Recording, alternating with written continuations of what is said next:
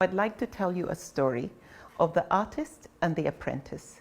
Now, once upon a time, in a far, far away land, long, long ago, there was a little boy who was taken to the master painter in the whole land. He was the best that you could find anywhere. And over the years, this boy started to develop amazing skills at drawing spectacular pieces. Then one day, the master invited him. And he told him, "Young man, I have finished teaching you everything I possibly can. It's time for you to go out into the real world." And the boy looked a bit puzzled and he said, "But how do I know if I'm that good?" So he asked the young apprentice to get a canvas and paint his most spectacular masterpiece and bring it to him. And so the young apprentice did just that. It took him several days, but he made the most beautiful piece of art you have ever seen.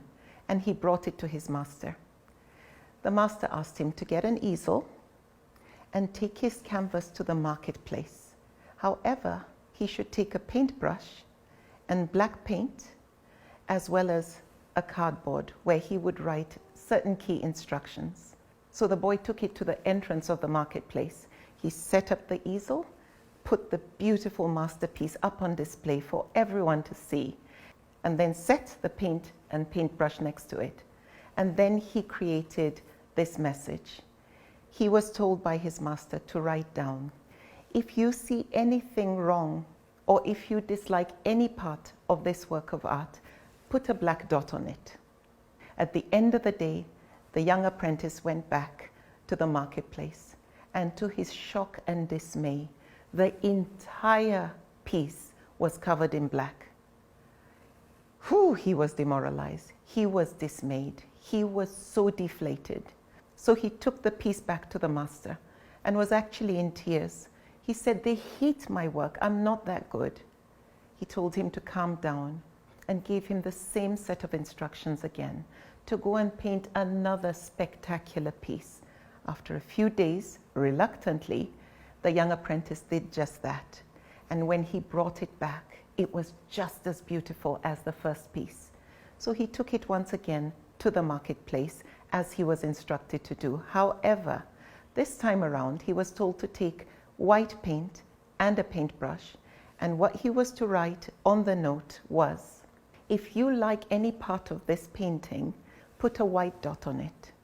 At the end of the day, he went back, and to his shock and disbelief, the entire painting was white.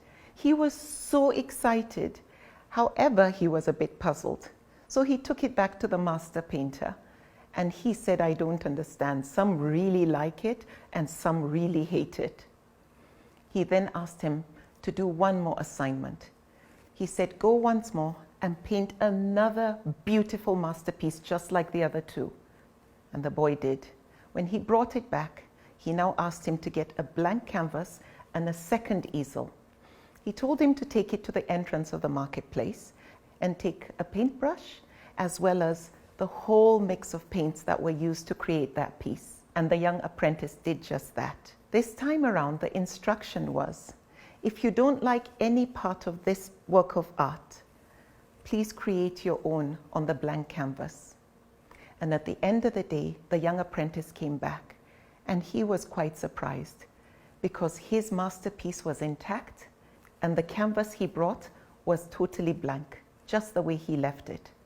So he went back to his master and he says, "I'm a bit confused. I took it, however, no one seemed to be able to replicate what I had done." He said, "Son, I want you to remember this. In life, there are people who will love what you do, and there are people who will hate what you do. There are people who would love the service you offer, and there will be people who will hate what you have to offer. However, if you are authentic, and if you make sure each and every time, in all your interactions, in everything you do, you produce your best masterpiece, then you have nothing to worry about. Remember this, those who do hate and criticize your work most likely won't be able to replicate what you do. So focus on creating your best masterpiece each and every time. The truth of the matter is, for many of us, some will hate what we do, Some will love what we do. However, if we are focused, if we always ask ourselves certain key questions, is what I'm doing the right thing? Am I making an impact? Is it valuable to society? Am I uplifting even one person?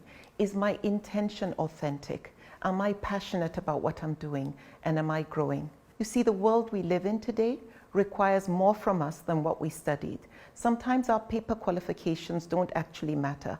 Have you ever stopped to think about what makes you special? What makes you different? You are the sum of your experiences, and you are different.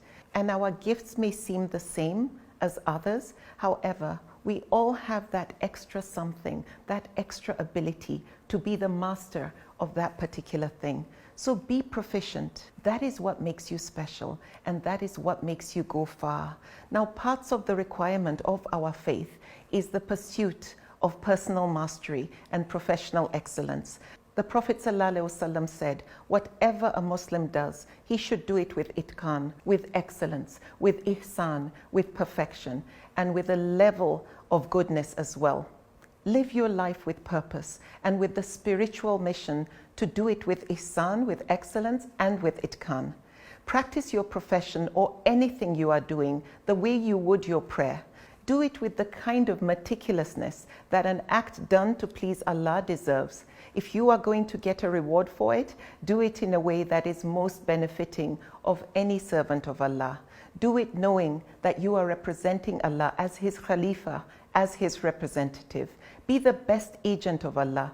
Be the best extension, the personification of Allah's compassion and attributes. You have to learn as much as you can of who Allah is, what His attributes are, and what it takes to make you the best in your field.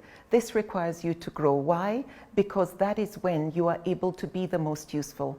Remember the hadith, the best amongst you are those who are the most useful. So be the best at being the most useful. What do you need to study or practice to add to what you already know, to become better? See yourself as an apprentice, and as you become a master in your field, always embrace humility with whatever you know. Be curious and stay humble. Learn from everyone and from everywhere. Learn from above and from below, and be sincere in wanting to learn. Be committed and do whatever it takes to evolve and grow. Don't let your ego get in the way of your learning. And finally, when your best masterpiece is on display, when you stand out from the crowd, folks will notice you, and some will love what you do. However, some will hate you. Some will hate what you do, judge you, criticize you, or even condemn you. But there is something my brother said to me growing up, that sticks and stones are only thrown at trees that bear fruit. So when you are bearing fruit, when you are blossoming, know that when people throw stones at you, as long as you are authentic and genuine, then you're doing the right thing. You are on the right track. And also remember, those that criticize and condemn may do all that. However, they won't be able to do what you do as well as you do it. So do it anyway. Hold on tight to Allah's rope, and He will be your guide. He will be your compass. He will be your personal qibla, and He will fight your battles for you, and He will elevate you even more and more. Assalamu alaikum.